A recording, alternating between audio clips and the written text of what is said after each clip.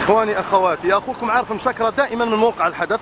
اليوم نرى يعني كثير من الأماكن في العالم لبوا النداء لمشان يعني الاعتصام ضد سفارة قطرائيل وأمير قطرائيل الذي يسلح الإرهاب لقتل إخواننا مثل ما فعلوا في العراق ومثل ما دمروا ليبيا يريدون فعله في سوريا.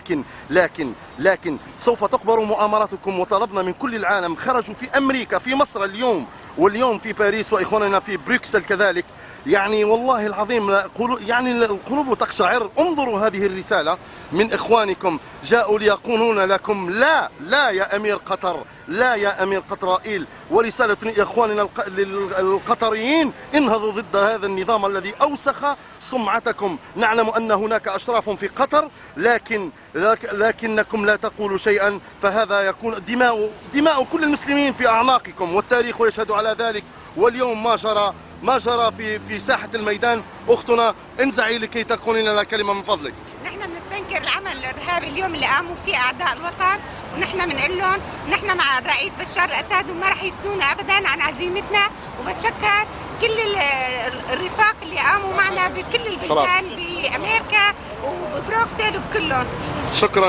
شكرا ودماء كل المسلمين. إخواني، هنا كل العالم فرقتنا الشرطة، لا يريدون تركنا أن يعني نعتصم بسلمية، نقول صوتنا لهذه الدولة الخبيثة التي حطمت ليبيا، حطمت واشترت كل شيء في تونس، وحطمت كل البلدان. لكن الشباب كله والعالم كلهم بدأ يعرف لعبتهم الخبيثة. لكن تحيا سوريا دائما شامخة كصخرة شامخة شموخ الجبال. أخوكم عارف مشاكرة دائما من جنب سفارة قطرائيل. إليكم الحكم، انشر، حسس في كل العالم. الله، سوريا بشار وبس. من هنا من باريس كل العالم فرقونا، الشرطة فرقتنا، لا تريد تركنا لنقول كلمتنا. لكن يا أمير قطرائيل، التاريخ يشهد بأنك أنت من حطمت كل الدول. الله أكبر، الله أكبر. إلى متى تبقون هكذا يا مسلمين؟ إلى متى هكذا تبقون؟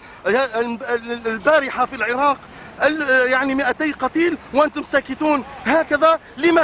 لمتى كل دماء العرب والمسلمين في أعناقكم؟ من سفارة قطرائيل هنا بقربها. السلام عليكم ورحمة الله تعالى وبركاته.